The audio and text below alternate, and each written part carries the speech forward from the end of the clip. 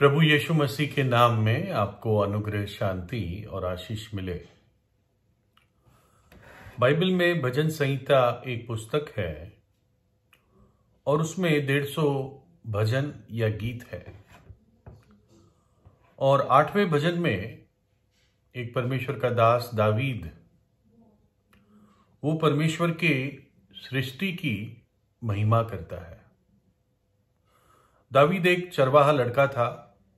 जब उसने अपना काम शुरू किया और ऐसा लगता है कि रात रात वो कई बार जब भेड़ों को लेके जाता था घास चराने के लिए, हरी चराई ढूंढने के लिए, तो ऐसे ही वो मैदान में लेटकर आकाश की तरफ देखता था, तारों को देखता था, उस आकाश की महिमा को देखता था और उसमें वो इस बात को एहसास करता था कि ये सारा जो सुंदरता और वैभव सृष्टि को जो मिला है उसका करने वाला परमेश्वर है, सृष्टि करता है, जिसने मेरे और आपकी भी सृष्टि की है। तो वो वहां पर ताज्जुब करता है कि कैसे ये सब कुछ जो सृष्टि पर है, कैसे परमेश्वर ने मनुष्य के अधीन किया है। ये परमेश्वर का बड़प्पन है, उसका अनुग्रह है कि मनुष्य को इतना सारा अधिकार दिया। मानो कि मनुष्य को एक राजकुमार की तरह पृथ्वी पर रख दिया कि तू पृथ्वी को अपने अधीन कर। शायद ही कोई ऐसा प्राणी है, शायद ही ऐसी कोई चुनौती है जिसको मनुष्य ने जीता ना हो, जिस पर जयवंत ना हुआ हो। ऐसा कोई पहाड़ नहीं है। अब तो ग्रहों पर चला जाता है मनुष्य, समुद्र की गहराई में चला जाता है। कैसा भी प्राणी हो उसको भी वो अपने अधीन कर लेता है। कैसी भी महामारी हो, कुछ समय लग जाता है लेकिन उसको भी वो वश में ले आता है ना। लेकिन कहने का मतलब है कि परमेश्वर ने मनुष्य को एक अधिकार दिया है, लेकिन जिसको ज्यादा दिया जाता है उससे ज्यादा मांगा भी जाता है। मनुष्य की उतनी ही जिम्मेदारी है परमेश्वर के प्रति, उसकी उसको जवाब देना है। और ये सब देखकर मनुष्य को परमेश्वर को एक्नॉलेज करना है ना। एक बाप जो अपने बेटे के लिए बहुत कुछ करे, बहुत कुछ करे, सब कुछ प्रोवाइड करे, उसके सोचते संबंध से बढ़कर करे, और बेटा एकदम कठोर हृदय से मुंह उठा के बदतमीजी से बाप के साथ व्यवहार करे, तो उसको कैसा लगेगा। वैसे ही कई बार हम परमेश्वर के साथ कई लोग व्यवहार करते हैं। तो इस भजन 8 में दावीद एक वचन लिखता है पवित्र आत्मा की प्रेरणा से। वचन 8 के 8वें वचन में, आकाश के पक्षी और समुद्र की मछलियां और जितने जीव जंतु समुद्रों के पथ में चलते फिरते हैं। ये सही अनुवाद है, पाथ्स ऑफ द सी, समुद्रों के पथ में चलते फिरते हैं, है ना। दोबारा पढ़ता हूं, आकाश के पक्षी और समुद्र की मछलियां और जितने जीव जंतु समुद्रों के पथ में चलते फिरते हैं। ये वचन थोड़ा अजीब लगता है कि दावीद एक चरवाहा लड़का था, कोई ऐसा बहुत बड़ा उसको एजुकेशन नहीं मिला था, लेकिन वो एक बात करता है समुद्रों के पथ की। भाई, हम जंगल में पथ की बात कर सकते हैं, पहाड़ों पर पथ की बात कर सकते हैं, समुद्रों में पथ कैसे हो सकते हैं। रास्ते, इंग्लिश में path, path in the midst of the seas. तो दावीद का जो एक चरवाहा लड़का होने के रूप में उसका जो अनुभव था, नॉलेज था, और एक छोटे से देश में जो रहता था मेडिटेरेनियन सागर के बगल में, तो ऐसा नहीं लगता कि उसको कुछ ऐसा नॉलेज होता। लेकिन फिर भी वो एक बात लिखता है, समुद्रों के पथ में जो जीव जंतु चलते फिरते हैं। यानी निश्चित रूप से परमेश्वर की आत्मा ने उस पर यह बात रिवील की।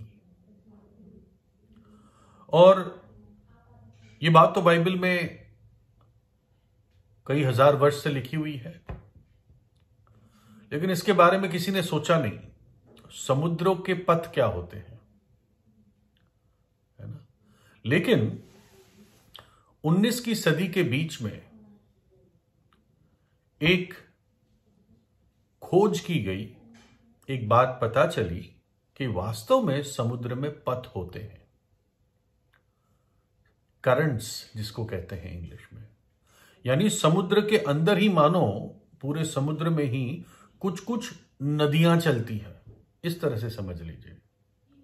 यानी उतना पानी और तेजी से चलता है, एक डायरेक्शन में, एक पर्टिकुलर मैप में चलता है, वो एक पर्टिकुलर प्लॉट के अकॉर्डिंग चलता है।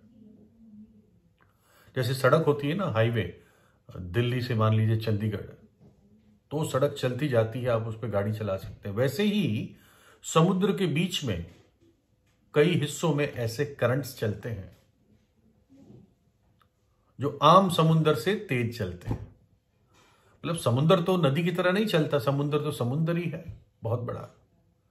लेकिन गहरे समुद्रों में ऐसे पथ होते हैं, ऐसी पानी के रास्ते होते हैं जो एक दिशा से दूसरी दिशा में चलते हैं। 1860 में एक ओशियोनोग्राफी यानी समुद्र की जो पढ़ाई करते हैं, उसका एक विद्वान था जिसका नाम था Matthew Fontaine Maury. Matthew Fontaine Maury. और वो पहला व्यक्ति था 1860 में जिसने इस बात को प्रपोज किया अपने फील्ड के लोगों को कि समुद्र में पथ होते हैं। इस पे मैं रिसर्च करूंगा। उसकी एक किताब है फिजिकल ओशियोनोग्राफी पे, जो आज भी इस साइंस के बारे में बहुत अच्छी बुक मानी जाती है, मैथ्यू फॉन्टेन मॉरी। बाद में पता चला कि एक गल्फ स्ट्रीम है, ऐसा ही एक पथ है, एक कह सकते हैं नदी है, जो समुद्र में ही चलती है, पानी में ही पानी की नदी चलती है। वो अमेरिका के ईस्ट कोस्ट, मान लीजिए न्यूयॉर्क के आसपास, वहां से चलकर यूरोप तक जाती है। ये पानी का पथ, ये 50 मील चौड़ा है और 3000 फीट गहरा है। सोच लीजिए 50 मील, करीब 75 किलोमीटर के आसपास, इतना चौड़ा है वो पथ और 3000 फीट गहरा है। और अगर इसके अंदर जितना पानी है और स्पीड है, पानी की स्पीड है रादर, कितना पानी एक सेकंड में आगे जाता है, वॉल्यूम लीटर्स में कह लीजिए या मीटर क्यूब में कह लीजिए, कितनी सेकंड में, एक सेकंड में कितना पानी आगे जाता है। तो जो अमेरिका की मिसिसिपी नदी है, जो काफी बड़ी नदी है, उससे 5000 गुना तेजी से वो पानी जाता है इस पथ में, गल्फ स्ट्रीम में। और कुछ कुछ जगह ये गल्फ स्ट्रीम 140 मील प्रति घंटा की स्पीड से चलता है। सोच सकते हैं आप, 140 मील प्रति घंटा ये पानी की स्पीड होती है समुद्र में ही। और अगर इस पर जहाज रख दिया जाए तो कितनी तेजी से ट्रैवल करेगा। इसलिए ऐसी पथ ढूंढे जाते हैं ताकि उस पर जहाज चले, टाइम बचता है, बहुत सारा पैसा फ्यूल का, तेल का बचता है, ईंधन का बचता है। तो ये पता कैसे चला? चार्ल्स लुइस ने अपनी बुक में इसके बारे में लिखा है कि 1927 में ये उन्होंने बुक लिखी और उन्होंने बताया कि मैथ्यू फॉन्टेन मॉरी, ये एक बार इनका समुद्र के ही किसी ट्रैवल में, क्योंकि इनका यही फील्ड थी, इनका पैर डैमेज हो गया, और पैर डैमेज हो गया और ये बीमार हो गए, चल नहीं पा रहे थे, घर पे आराम कर रहे थे, बेड रिडन थे, खाट पे ही उनको पड़े रहना था। तो ये प्रभु यीशु के अच्छे विश्वासी थे, बाइबल पढ़ने वाले व्यक्ति थे। तो उन्होंने अपनी बिटिया से कहा, मुझे कुछ वचन पढ़ के सुना। तो बिटिया ने भजन 8 का भजन खोला और उसने वही वचन पढ़ा जो मैंने आपको शुरुआत में पढ़ के बताया। आकाश के पक्षी, मतलब पूरा भजन पढ़ा, लेकिन इस आयत पे उनका ध्यान रुक गया। आकाश के पक्षी और समुद्र की मछली और जितने जीव जंतु समुद्रों के पथ में चलते फिरते हैं, through the paths of the seas. और वहां पर उन्होंने, उनके मन ने, उनके हृदय ने इस वचन को पकड़ लिया और उन्होंने एक घोषणा की कि अगर परमेश्वर कहता है कि समुद्र में पथ है तो होगा, और जिस दिन, और अगर मैं इस खाट से उठा, पलंग से उठा, बीमारी के पलंग से, तो मैं उस पथ को ढूंढूंगा। और उन्होंने ही ढूंढा। जब भी ये इस धरती से चले गए तो इनके यादगार में एक मॉन्यूमेंट बनाया गया, एक बड़ा सा स्मारक बनाया गया जिसमें ये अपनी चेयर पे बैठे हुए हैं। शायद ये तांबे का पूरा बनाया हुआ है, ऐसा लगता है तस्वीर से। और उसमें लिखा हुआ है, मैथ्यू फॉन्टेन मौरी, समुंदर के पथ को ढूंढने वाला, the path finder of the seas, है ना। और ये लिखा है, वो विद्वान जिसने समुंदर और वातावरण के भेदों को जाना। कहां से वो प्रेरित हुआ? परमेश्वर के पवित्र शास्त्र से। और परमेश्वर का वचन कितना सिद्ध है। ना केवल उन्होंने इस बात को एहसास किया, डिस्कवर किया कि पानी में ऐसे करंट्स होते हैं, लेकिन वातावरण में भी ऐसे पथ होते हैं हवा के, दोनों चीज। और उस स्मारक में जो उनका स्टैच्यू बना है, उस स्टैच्यू को इस तरह से बनाया गया है कि उनके दाहिने हाथ में, राइट हैंड में, एक पेंसिल और कंपस है। कंपस जो पायलट का कंपस होता है, कैप्टन का कंपस होता है जहाजों में, पानी के जहाजों में, है ना। उनके बाएं हाथ में, लेफ्ट हैंड में, जो हवा के और पानी के ये पथों के चार्ट थे, मतलब डायग्राम्स थे, चार्ट्स थे। और उनकी जो आराम की कुर्सी थी, ऐसे लगता है आराम की कुर्सी है, उसके लेफ्ट साइड उनके हाथ पहुंचे वैसे उनकी बाइबल रखी हुई है। ये बनाया गया है और आज भी है, क्योंकि वो बार बार बाइबल पढ़ते थे और वहीं से उनको प्रेरणा मिलती थी। एक लड़की ने एक बार परमेश्वर के 2 दासों के बारे में ये कहा, प्रेरितों के काम 16-17 में, कि ये परमेश्वर के, परम प्रधान परमेश्वर के दास है जो हमें उद्धार का मार्ग बताते हैं। ये परम प्रधान परमेश्वर के वो दास है जो हमें उद्धार का पथ बताते हैं। तो उद्धार का पथ क्या है? अगर बाइबल में समुद्र के पथों के बारे में लिखा है और वो था, किसी ने ढूंढा, तो निश्चित रूप से उद्धार का पथ, है ना, मोक्ष का पथ, मुक्ति का पथ, ये भी बाइबल में है इसका उत्तर, है ना। बाइबल इसको एक सकरा मार्ग कहता है, सकरा पथ। तो क्या है वो पथ? बहुत सारे लोग दुनिया में सत्य की खोज करते हैं। हम कैसे स्वर्ग पहुंच सके, हमें कैसे मुक्ति मिले, हमें कैसे मोक्ष मिले, हमें कैसे नजात मिले। एक अमीर प्रधान था, प्रभु यीशु के बारे में सुना था, दौड़कर जब उसने प्रभु यीशु को देखा, आकर प्रभु यीशु के घुटनों पर वो गिर गया।